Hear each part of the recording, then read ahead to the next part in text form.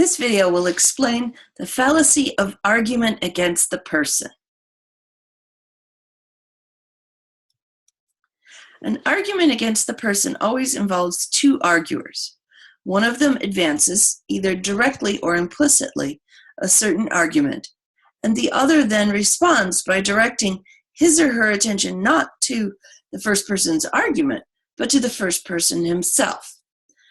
The argument against the person occurs in three forms: the ad hominem abusive, the ad hominem circumstantial, and the tu quoque.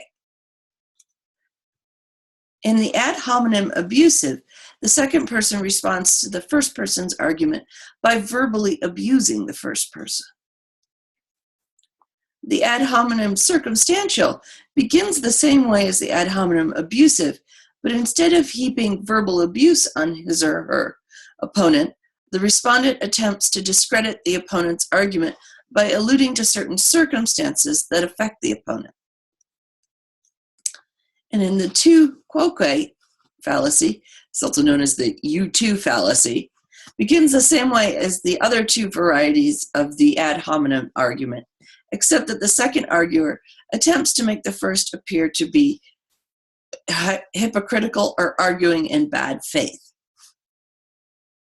So I'll give you we'll go through a couple examples.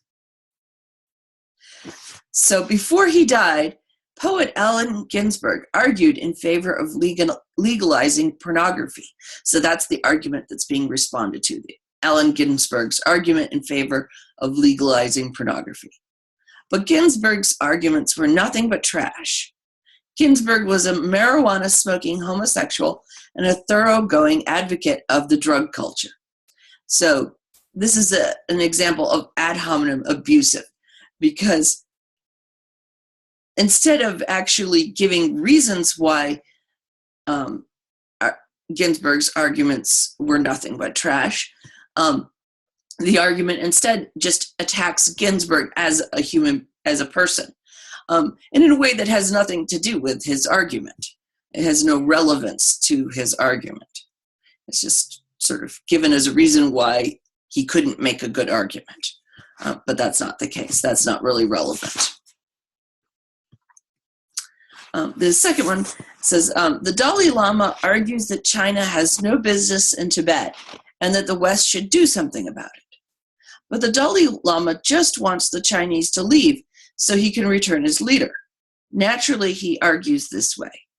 Therefore, we should reject his arguments. So this is an example of an ad hominem circumstantial. And in this, your textbook says, the author of this argument ignores the substance of the Dalai Lama's argument and attempts to discredit it by calling attention to certain circumstances that affect the Dalai Lama, namely that he wants to return to Tibet as its leader. But the fact that the Dalai Lama happens to be affected by these circumstances is irrelevant to whether his premises support a conclusion.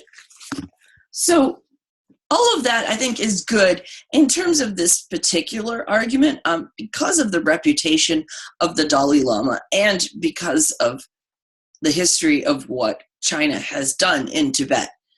We probably have independent reasons for accepting the Dalai Lama as sincere and wanting what is best for Tibet. However, I'm going to sort of caution against just sort of always seeing this as a fallacy, because an argument sort of this format could be not a fallacy. So it could be that if you're bringing up something about the circumstances of a person who's arguing in a way that casts doubt on their motives for why they're arguing that way, then that might actually be a good reason why you shouldn't listen to that person's arguments. So,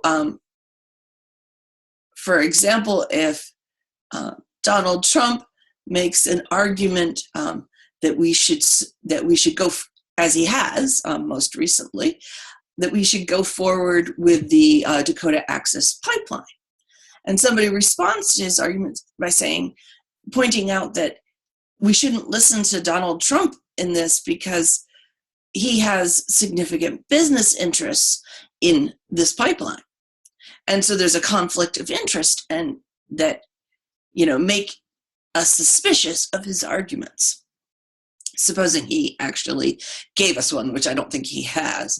But let's suppose he had. That we would have good reason to be suspicious of his arguments because he has motivations that are personal for making these arguments. We should maybe still listen to the arguments, but it is, sort of a good thing to be, it's not necessarily a fallacy to point out that someone's circumstances might be sort of a motivation behind why they're making the arguments that they're making.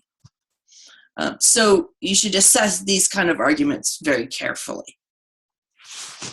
I think the same goes for, ones that attack the person personally. If they were attacking something about the person that was relevant to whether we should actually accept their argument, then that wouldn't be a case of ad hominem abusive either.